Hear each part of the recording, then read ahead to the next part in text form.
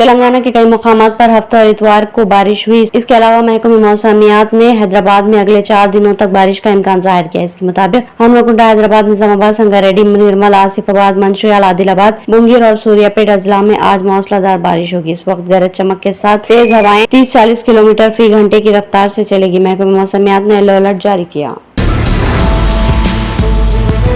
لوک سبھا کے انتخابی جلسے عام کے دوران وزیر اعظم نریندر مودی نے کانگریس پر سنگین الزامات عائد کیے اور مسلمانوں کے خلاف اشتعال انگیز تبصرہ کیا۔ اتوار کو راجستھان کے جلور میں انتخابی جلسے سے خطاب کرتے ہوئے نریندر مودی نے کہا کہ اگر کانگریس پارٹی مرکز میں برسر اقتدار آتی ہے تو وہ لوگوں کی جائیداد، زمین اور سونا مسلمانوں میں بانٹ دے گی۔ کیا آپ در اندازی کرنے والوں کے ساتھ اپنی محنت بانٹنے پر راضی ہوں گے؟ وزیر اعظم کے ان تبصروں نے سوشل میڈیا پر بڑا ہنگامہ کھڑا کر دیا۔ بیرسٹر اسدالدین اویسی، صدر پولیس مجلس اتحاد المسلمین و رکن پارلیمنٹ حیدرآباد نے وزیر اعظم نریندر مودی کی جانب سے مسلمانوں سے متعلق دیے گئے بیان پر شدید ردعمل ظاہر کیا۔ انہوں نے کہا کہ مودی نے آج مسلمانوں کو درانداز قرار دیا اور کہا کہ ان کے زیادہ بچے ہیں۔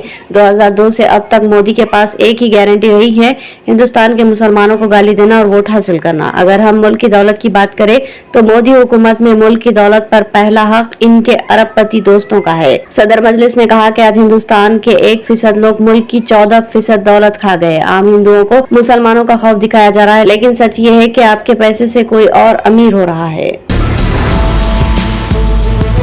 تلنگانہ میں انٹرمیڈیٹ کے نتائج کی اجرائی کی تاریخ کو قطعیت دے دی گئی ہے۔ سال اول و دوم کے نتائج کا اعلان 24 اپریل کو صبح 11 بجے کیا جائے گا۔ انٹرمیڈیٹ کے امتحانات 28 فروری تا 19 مارچ منعقد ہوئے تھے، جن میں جملہ 9,80,978 طلباء نے شرکت کی تھی۔ جوابی بیاضات کی جانچ 10 اپریل تک مکمل کر لی گئی اور اب نتائج کی اجرائی کے لیے اقدامات کیے جا رہے ہیں۔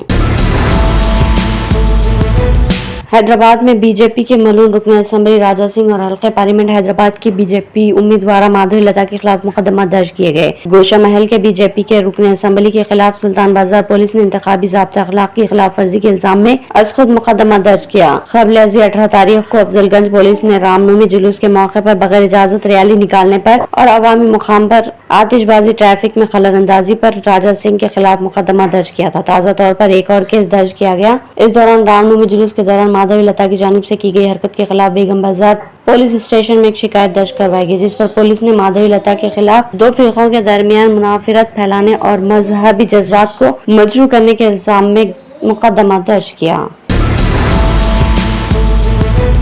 امریکہ میں رونما سڑک حادثے میں ریاست تلنگانہ ضلع کریم نگر کے حجرآباد سے تعلق رکھنے والا طالب علم ہلاک ہو گیا۔ 20 سالہ نیویش، جو ڈاکٹر نوین اور سواتی کا بیٹا بتایا گیا، گزشتہ سال کمپیوٹر سائنس کی تعلیم کے لیے امریکہ گیا ہوا تھا۔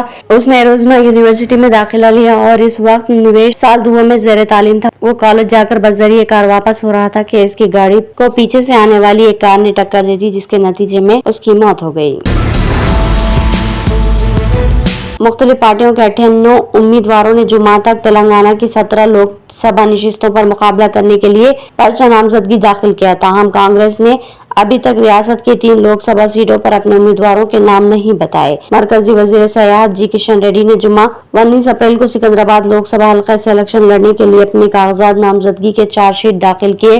ان کے ساتھ ہی بی جے پی کے راجیہ سبھا رکن اسمبلی کے لکشمن بھی تھے۔ بی آر ایس امیدوار ٹی پدما راؤ گوڑ نے بھی اسی دن سکندرآباد لوک سبھا حلقے کے ریٹرننگ آفیسر کے پاس اپنے پرچہ نامزدگی کے 2 سیٹس داخل کیے۔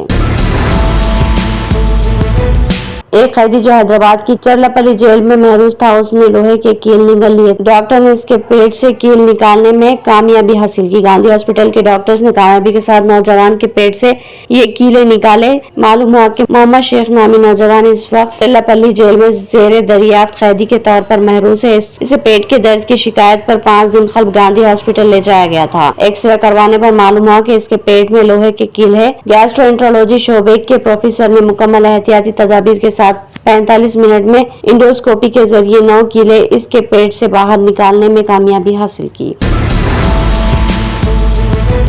دہلی میں غازی پور لینڈ فل سائٹ پر زبردست آگ بھڑک اٹھی، چنانچہ فائر بریگیڈ کی 10 گاڑیاں موقع پر آگ بجھانے میں مصروف۔ اتوار کی شام دیر گئے شروع ہونے والی اس آگ نے آہستہ آہستہ بھیانک شکل اختیار کر لی۔ آتشزدگی کے بعد आतिशबाजी के इस वाकये के बाद सियासत भी तेज हो गई। भारतीय जनता पार्टी ने आम आदमी पार्टी पर हमला किया। बीजेपी लीडर कपिल मिश्रा ने सोशल मीडिया प्लेटफॉर्म एक्स पर पोस्ट किया कि दिल्ली के गाजीपुर लैंडफिल में जबरदस्त आग लग गई। धोखेबाज अरविंद केजरीवाल ने दिल्ली म्युनिसिपल कॉर्पोरेशन का इलेक्शन इस गाजीपुर लैंडफिल की तस्वीर दिखाकर लड़ा।